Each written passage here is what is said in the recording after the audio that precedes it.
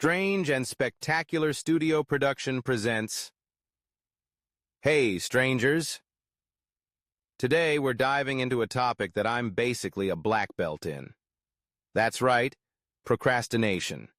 The fine art of delaying everything important until your future self is absolutely hating you. I mean, we're talking about a gold medal level of expertise here, folks. Like, seriously, who needs a time machine when you've got procrastination? My future self is constantly traveling back in time like, hey, maybe don't binge watch Netflix for 8 hours right now, you've got stuff to do. And I'm like, nah, future me will handle it. That guy's got it together. Spoiler alert, he does not. Future me is sitting there, surrounded by chaos, wondering why he didn't take my advice. It's wild though, right? I've never felt more productive than when I'm avoiding the one thing I'm supposed to do. I can go weeks without cleaning my apartment, but the second I have a deadline, I'm suddenly Marie Kondoing everything. I'll be dusting off stuff I didn't even know I owned, like, oh look, my 2012 tax receipts. Better keep those handy, you never know. I mean, who knew I was such a hoarder of useless information? And let's talk about time management. You know how they say, time is money? Well, if that's true, then I've been committing financial fraud for years. I'll set aside a solid 8 hours to work on something, and then, boom.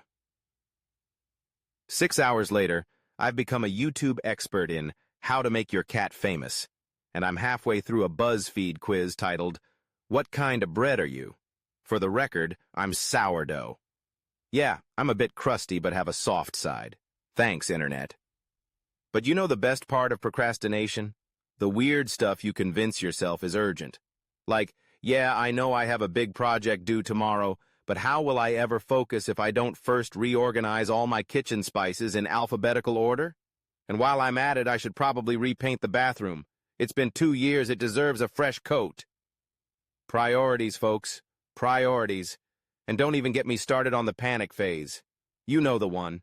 It's 2 a.m., your deadline is 9 a.m., and suddenly you're typing like your fingers are on fire. There's nothing like the raw terror of realizing you've spent the last 5 hours Googling how to take care of pet sloths when your essay on the French Revolution is still in 1789. At this point, I'm not even writing sentences.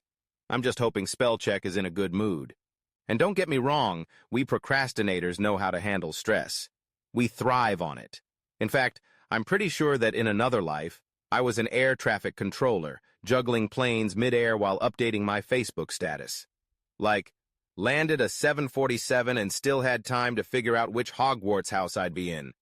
Had multitasker life. But let's be real for a second. There's always that magical moment where, after procrastinating for hours, you actually sit down and do the thing. And you're like, wow, this wasn't so bad. Why did I put this off for so long? And your brain's like, oh yeah, I totally knew that. Next time, let's start early. Lies. All lies. Because guess what? You'll do it again next week. It's the cycle of life, my friends. So here's to all my fellow procrastinators out there, keeping the fine tradition alive. Sure, we may not be on time, we may not be productive, but by God, we know how to make a 2-hour task last all week. And you know what?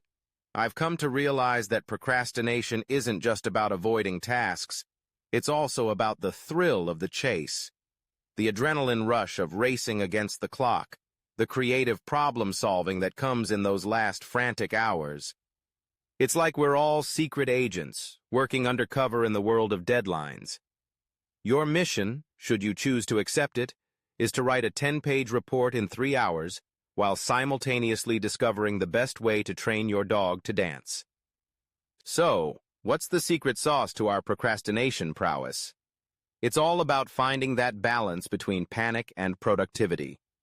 We know how to turn stress into fuel, and we've mastered the art of making excuses sound like legitimate reasons.